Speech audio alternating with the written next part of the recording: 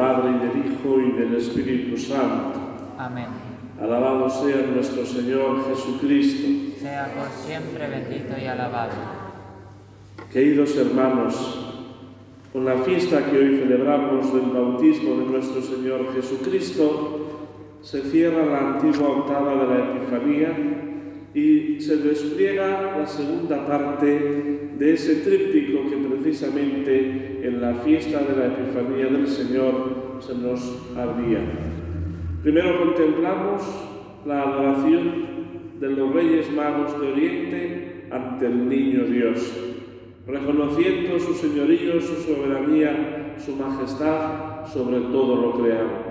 Ellos que provenían del paganismo se someten bajo el dominio del Niño Dios, del Verbo hecho carne.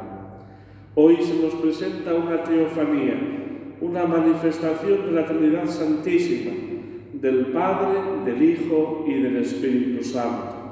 Y por tanto ocupa el centro de este tríptico glorioso, porque precisamente es la manifestación del Dios uno y trino, centro, esencia de nuestra fe cristiana, que es siempre trinitaria. Mañana se nos culminará con ese milagro de las bodas de Caná que recogen los santos evangelios y que será el primer signo que nuestro Señor Jesucristo realizará. Pero algo queda patente en estas tres escenas ante las que estamos, y es que el Verbo hecho hombre es verdaderamente hombre, semejante en todo a nosotros menos en el pecado, pero es también verdaderamente Dios. Ante Él se postran los reyes paganos, ante Él contemplamos esa voz del Padre que dice: este es mi Hijo amado, mi predilecto, escuchadlo. Ante Él contemplamos ese primer signo que nos manifiesta su poder divino, su poder sobrenatural.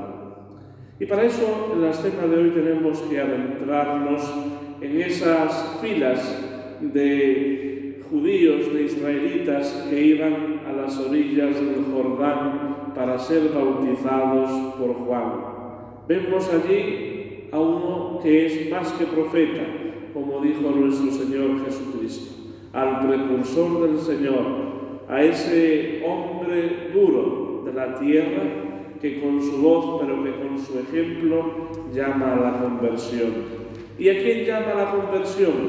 A todo el pueblo de Israel. Sin embargo, sabemos bien que no todos estaban en esa clave de conversión de San Juan Bautista. Especialmente los dirigentes, los saduceos, que se creían por encima de los demás, embotados de falsas doctrinas, renegaban de los grandes misterios revelados como la resurrección de los muertos o la existencia de los espíritus angélicos. Los mismos fariseos, tantas veces presentes en los evangelios, también despreciaban el bautismo de San Juan, porque ellos estaban anclados en sus tradiciones humanas y muy preocupados por el cumplimiento de unas leyes que eran totalmente estériles, porque no eran según el corazón de Dios. Los que están en aquella fila son ese resto de Israel que, aguardando el advenimiento del Mesías, buscan convertirse y prepararse para su venida. Los otros serán descalificados por el propio Bautista como raza de víboras. Pero nosotros queremos formar parte de esa senda de salvación, porque nos reconocemos pecadores necesitados siempre de la gracia y de la misericordia de Dios. Y nuestro Señor Jesucristo, en su kenosis, en su abajamiento, en hacerse semejante a nosotros, sabiendo que Él será, como el mismo Bautista señala, el Cordero que quita los pecados del mundo, se pone en la fila de los pecadores. Estamos en una escena muy similar a la circuncisión del Señor, porque Jesús no tenía necesidad ninguna, ni legal, ni de ningún tipo de pasar por este trance. Y sin embargo pasó por ellos dándonos ejemplo de vida. pero sobre todo autorizando lo que San Juan Bautista hacía, no porque fuese un sacramento definitivo, sino que era precisamente un anticipo del sacramento por el cual nosotros nos adentramos en la Iglesia, que es el reino de Cristo. San Juan Bautista es, con su acción, figura del bautismo cristiano. Y Jesús, que en tantas acciones nos está siempre dando ejemplo de vida, ante la misma situación de San Juan, que no se creía digno ni de bautizar al Señor, ni siquiera de desatarle la sandalia de los pies, se somete a esa voluntad divina y pasa por el bautismo del Jordán. Pero es aquí donde se manifiesta este Dios unitario que en el Evangelio de San Juan hoy se nos revela de una forma implícita. Verdaderamente estamos, como decía, ante una teofanía.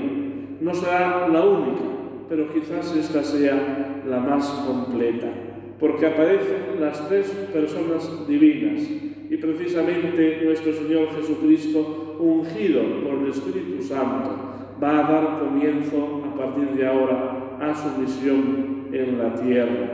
Se termina, por tanto, esa vida oculta del Señor en Nazaret y comienza la andadura de la Iglesia con el anuncio del reino y la llamada a la conversión. Esto no es solamente una escena que contemplamos o un recuerdo que traemos a la memoria. Esto es algo que también nos atañe a cada uno de nosotros si queremos hacer eficaz esa llamada del Señor en nuestra vida, en nuestro corazón. No que sea una palabra que resuena, sino algo que penetre lo más profundo de nuestro ser y nos mueva a una conversión auténtica.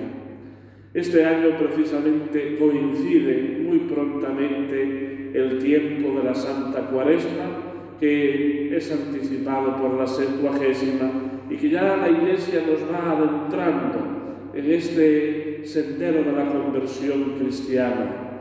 Sabemos que no es algo propio de un tiempo litúrgico, sino que es una llamada constante del Señor por medio de la Iglesia. Pero de esta Iglesia de la que formamos parte como una familia mediante el santo bautismo, es también para nosotros madre y maestra. Y reconocemos su voz autorizada cuando en fidelidad a esa enseñanza continua desde los apóstoles nos advierte el camino que nos conduce a la salvación eterna.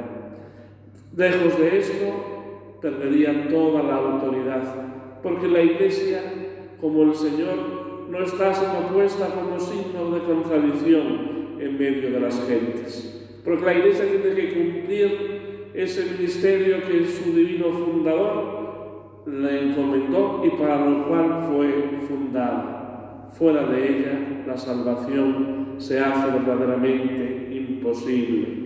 Y por eso nosotros tenemos también que evocar con necesidad en este día el mandato misionero del Señor en su ascensión a los cielos. Id al mundo entero y anunciad el Evangelio. El que crea y se bautice se salvará. El que se niegue será condenado. Por eso el bautismo es necesario para alcanzar la salvación eterna. Y como el bautismo, las consecuencias que éste tiene sobre nosotros, puesto que imprimiéndonos carácter, dejando una huella, una marca imborrable en nuestra alma, requiere y exige de nosotros una vida cristiana coherente. Pidamos al Señor que al celebrar esta fiesta de su bautismo y al culminar este tiempo de la Epifanía, de alguna manera, y allá en la post-Epifanía hasta la Septuagésima, que tengamos siempre esta evocación del santo bautismo en nuestra vida. Precisamente el sacramental del agua bendita nos está una y otra vez trayendo a la memoria las aguas bautismales por las cuales nos adentramos en el camino de la fe, por las cuales hemos recibido esa filiación divina de ser hijos en el Hijo. Y por tanto, esa consecuencia de recordar que esa agua bendita es para nosotros salud y vida, nos hace tener el compromiso de vivir conforme a lo que hemos recibido. Que seamos capaces de adentrarnos en este camino de conversión y que San Juan Bautista, que hoy se nos presenta como cumplidor de la voluntad divina, bautizando al Salvador, aunque humanamente se creía indigno de tal hecho, nos enseña a nosotros a crecer en el camino de la fe, precisamente menguando, abajándonos, para que el que verdaderamente destaque y sea protagonista sea el Señor. En el nombre del Padre, y del Hijo, y del Espíritu Santo. Amén.